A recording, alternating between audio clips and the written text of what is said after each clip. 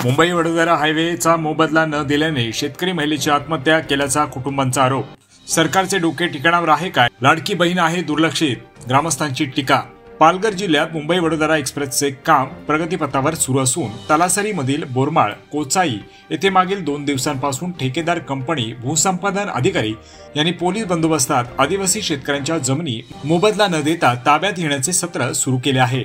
तर काही बाधित शेतकऱ्यांना प्रांत अधिकारी यांनी 2 दिवसांपूर्वी जमिनीचा मोबदला चेकद्वारे दिला। यामधील कोचाई गोरटपाडामधील परशुत राजा बर्फ यांची वडिलोपार्जित वहिवाटदार असलेली जागा ते कसत होते। परशुत बर्फ हे कामानिमित्त बोटीत गेले असताना त्यांच्या जमिनीचा मोबदला कुटुंबाकडे दिला गेला नसल्याने परशुत बर्फ यांची पत्नी लक्ष्मी बर्फ हे गेल्या 2-3 दिवसांपासून मानसिक तणावाखाली होत्या।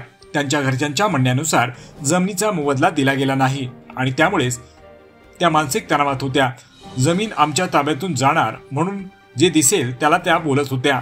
गुरुवारी घरात कोणी नसताना तिने स्वतःच्या उंडीने गळफास घेत आत्महत्या केली आहे।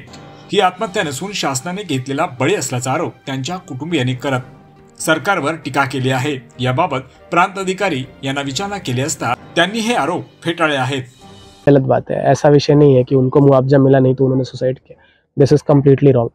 त्यांच्या कुटुंबाने सांगितलेलं आहे, त्यांच्या कुटुंबात आम्ही चेक घ्यायला गेलेलो होतो, आम्हाला दिला गेला नाही, आमची जमीन पूर्ण लेवल करून घेतली आणि त्यामुळे घरामध्ये डिप्रेशनचं वातावरण आलं म्हणून सुसाइड केलं कुटुंबांचा आरोप आहे। ठीक, कुटुंबांचे आरोप असेल, परंतु याच्यामध्ये काय आहे, ज्यांच्या नावानी नोटीस आहे फक्त त्यांच्याच आम्ही चेक वगैरे देऊ शकतो। त्यांच्या नवरा किंवा त्यांच्या मुलगा वगैरे ते देऊ शकत नाही, कारण त्यांच्या अंगठा वगैरे घ्यावंच लागतात।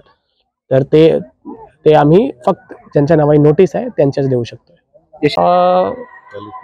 40-45 दरम्यान असेल।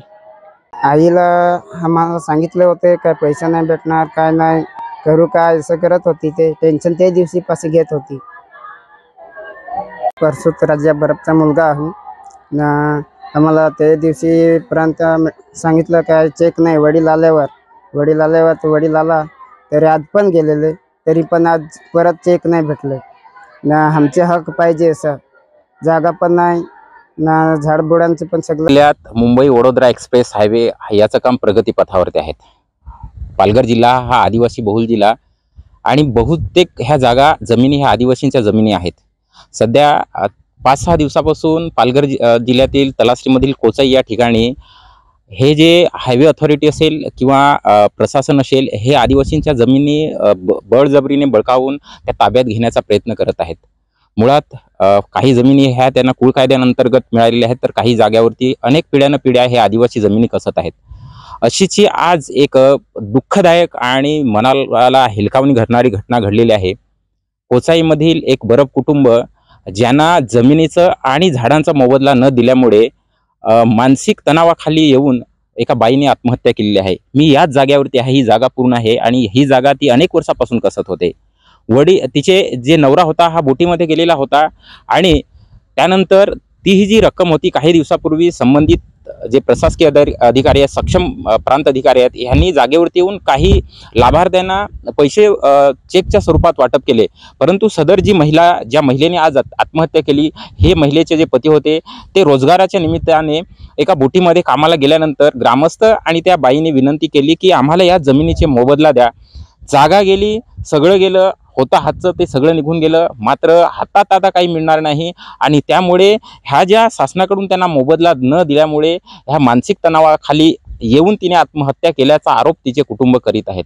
मात्र आदिवासींना कुठपर्यंत तुम्ही शासन वाऱ्यावरती सोडणार आहे, असे अनेक प्रकल्प येऊन आदिवासींना देशोधडीला लावलं जातं, मात्र ह्याकडे शासन आदिवासींना अनेक योजना दिल्या जातात किंवा आदिवासींच्या नावाने अनेक पद्धतीने राजकारण केलं जातं, मात्र अशा पद्धतीने ज्यावेळेस आदिवासींवरती अन्याय होतो त्यावेळेस देत नाही। एका बाजूने शासन लाडकी बहीण योजनेचा बोंब मारत असताना मागील काही दिवसापूर्वी कासासारख्या ठिकाणी एका महिलेचा याच्या अभावी रुग्णवाहिकेच्या अभावी मृत्यू झाला असताना अशीच एखाद्या लाडकी बहिणीच्या शासन गळा घोटण्याचं काम करतं का?